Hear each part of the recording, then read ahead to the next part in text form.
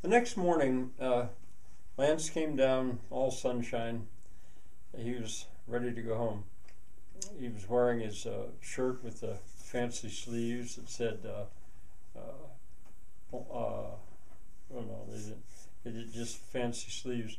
And he was ready to go, and they were eating breakfast. And but he said to Violet, Violet, I was thinking about what you asked about Wedge, uh, and who knows, maybe you will hear from him again, or see him, or hopefully I'll see you again. But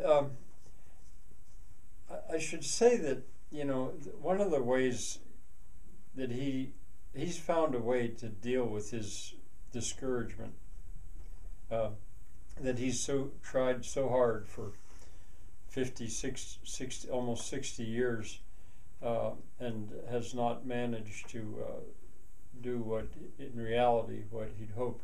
But he has an antidote to that.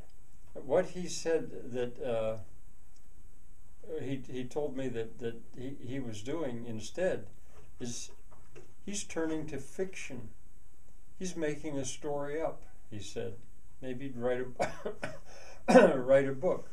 That way he can say in fiction as a story what he wished that he could have done, and that would satisfy him as being a version, at least, if not real.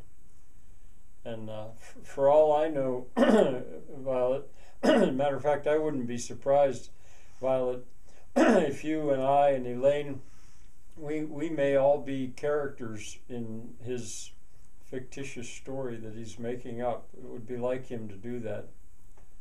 And Violet said, wow. Yeah, I guess I can imagine him doing that. That would work. Maybe it would work better. Well, then, I'm sorry. Then breakfast was going along. It was a hearty breakfast, but it was nothing like what Vivian had served. That would have been too much. Lance couldn't have ridden his bike after that. But Lance said, now, I've got a confession to make to you, Lady Elaine. That box that you said you'd mail for me, you don't need to bother.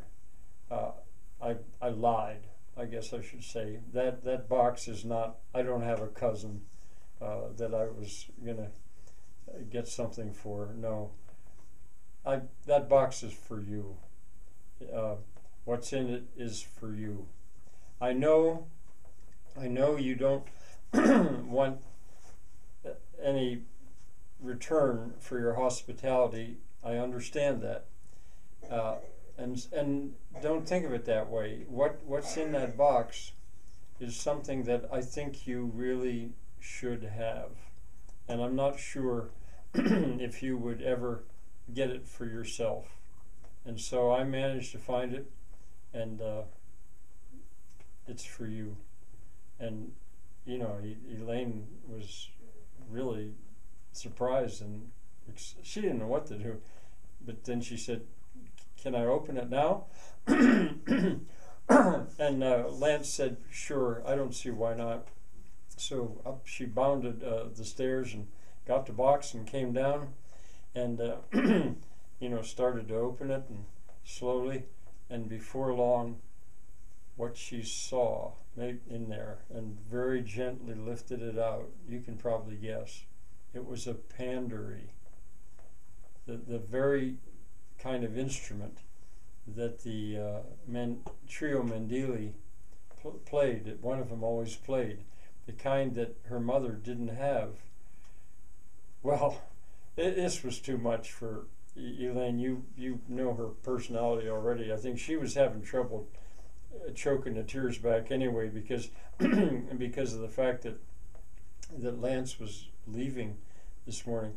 But when she saw that, she barely got it back down before she just burst out in tears, crying for a mixture of happiness and remembering her mother. She was just overwhelmed. That's the way she was. And Lance and Violet didn't really know what to do.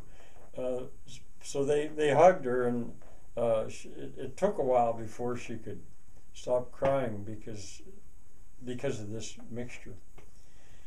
And then Lance turned to Violet and said, "Now, Violet, you're not finished hearing from Wedge. There is one more thing."